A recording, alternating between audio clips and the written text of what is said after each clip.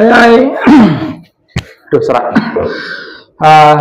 Balik lagi bersama saya Bima Handoko di channel International Komputer, dan kali ini kita akan membahas sesuatu yang agak lumayan rame sih 3 minggu terakhir, adalah tentang kasus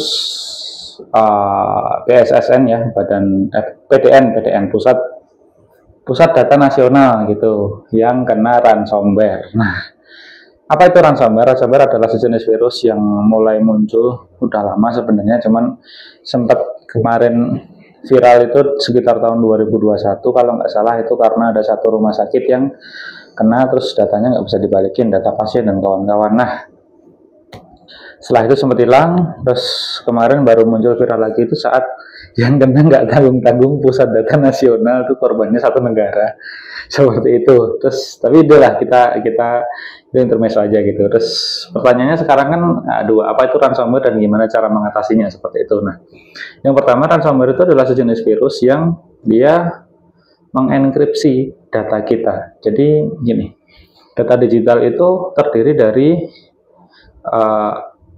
jajaran bit, namanya bit.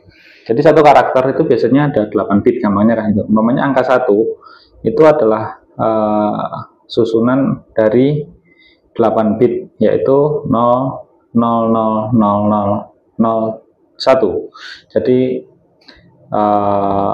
7 angka 0 dan 1 di belakang itu dibacanya nanti jadi karakter 1 seperti itu. Nah, BitLocker ini datang, kemudian dia ngacak tuh satunya ini dipindah, bukan 07 kali itu 1, tapi 001 0000 umpamanya seperti itu. Nah, dan itu kalikan aja tuh, satu file itu ada berapa juta atau miliar atau triliun bit seperti itu, dikalikan satu komputer, dikalikan satu data center bahkan.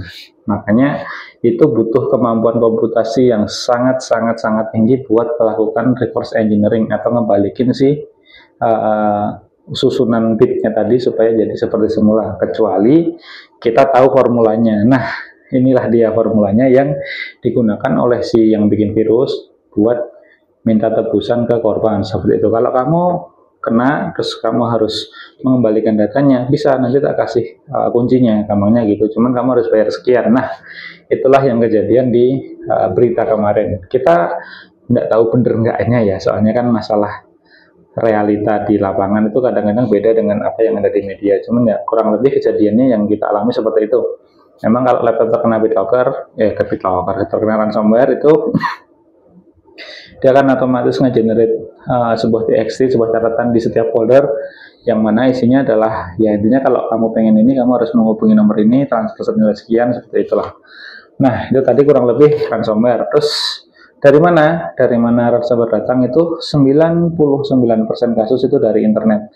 Jadi saat kita download something yang we don't know apa itu, kita tidak tahu, kita asal download aja, itu kemungkinan kena ransomware itu sangat tinggi. Yang kedua, 1%-nya adalah transmisi dari satu laptop ke laptop lain, bisa pakai flash disk atau mungkin dia connect ke jaringan yang sama seperti itu. Tapi itu sangat jarang. Paling banyak adalah ya dari internet gitu. Dari internet kemudian nyambung ke satu jaringan, ya udah sejaringan kena semua kan gitu. Itu dari mananya. Terus cara kita ngatasinya gimana? Sebenarnya sama aja seperti virus-virus pada umumnya gitu. Yang pertama adalah pastiin laptop kita ada antivirusnya, yang mana kayaknya nggak ada antivirus yang keba si ransomware sih. Jadi kayaknya tetap bagus ada antivirusnya, tapi itu tidak menjamin 100% aman. Satu. Yang kedua, nah yang paling penting sebenarnya adalah behavior kita dalam menggunakan, atau kebiasaan kita atau cara kita menggunakan komputer atau hidup di zaman komputer gitu. Kayak contohnya satu, kita jangan asal ngeklik. Kadang ada iklan diklik, ada apa diklik. Kita pengen nonton video kemudian muncul pop-up, kita udah males bacanya langsung diklik gitu-gitu. Itu sangat rawan terkena ransomware, terutama di website yang bajakan. Satu bajakan tentu saja, entah itu software bajakan, film bajakan, apapun pokoknya yang judulnya bajakan, yang ada tombol downloadnya banyak, itu hati-hati banget karena salah dikit aja bisa jadi itu virus seperti itu.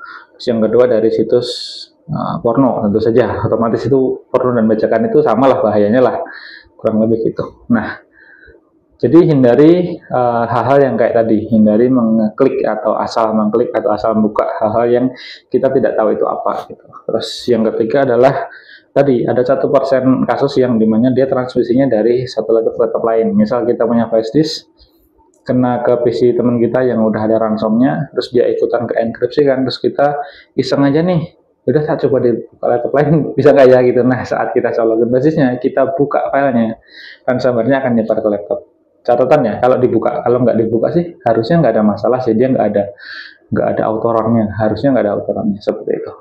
Dari berita yang saya baca sih, ransom hanya akan aktif jika dia udah diklik filenya yang udah kena, seperti itu. Nah, makanya kasus transmisi dari satu laptop ke laptop lain itu agak jarang, tapi itu bisa aja. Jadi pastiin teman-teman kalau dapat flash disk dari teman, mungkin numpang dong ngecek fileku di sini bisa nggak, dan kawan-kawan itu hati-hati. Jangan langsung dibuka filenya, diklik kanan dulu, pencet properties. Biasanya ransomware itu dia mengubah ekstensi filenya menjadi urutan huruf acak lah gitu, cuman semua filenya sama. Semisal satu laptop nih, dia kenanya virus ransomware yang ekstensinya .nofx gitu ya, .nofx. Semua filenya akan berubah jadi .nofx, apapun itu, entah dokumen, entah gambar, entah video, pokoknya semuanya lah gitu. Nah itu indikasi terkena ransomware, jangan dibuka. Termasuk saat colokin ke basis tempat lain, sebelum dibuka basisnya, dibuka filenya, dicek dulu properties ekstensinya berubah enggak. Kalau dia dokumen tetap .doc atau .docx, berarti insya Allah aman. Tapi kalau dia udah berubah, misalnya tugas.doc, lagi belakangnya nofx atau apapun yang kita nggak kenal, nah itu kemungkinan ransomware, jangan dibuka. Seperti itu. Terus yang terakhir adalah sesuatu yang sangat mendasar dan sangat penting dan sangat banyak sekali orang tidak mau melakukannya dan sangat akan menyelesaikan banyak masalah kalau kita tertib melakukannya, adalah selalu backup data. Selalu punya backup data. Itu penting banget. Kita tidak pernah lelah untuk menyampaikan bahwasanya backup data itu penting. Kenapa?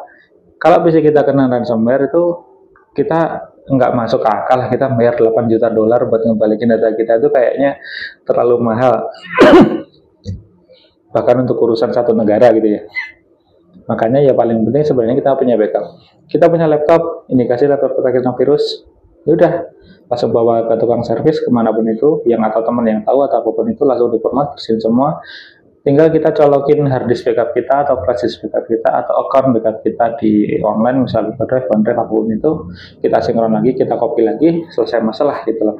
Virusnya hilang, data kita tetap ada. Tapi kalau kita nggak punya backup, nah itu 1, 2, 3, 4 yang tak sampaikan di awal tadi, yang sebelum backup, itu usaha yang tidak 100% berhasil. Namanya orang, namanya nasib, kan kita nggak ada yang tahu. Akan tetap ada yang kecolongan, akan tetap ada yang tembus itu virus. Tapi yang terakhir, selama kita punya backup, insya Allah aman. Asal jangan dia udah tahu laptopnya kena virus, terus backupnya dicolokin, di copy langsung, belum diberi sini virusnya, backupnya ikut kena. Nah itu beda cerita ya kan gitu. Itu kan kayak udah apa namanya ya, jarang lah gitu. Minimal kalau kita tahu laptop kita ada indikasi kerusakan, ya jangan dicolokin dulu, hard disk backupnya dicekin dulu lah. Kalau kita nggak yakin, ya bawa ke tempat servis atau tanya ke teman yang tahu, yang yakin tahu, seperti itu.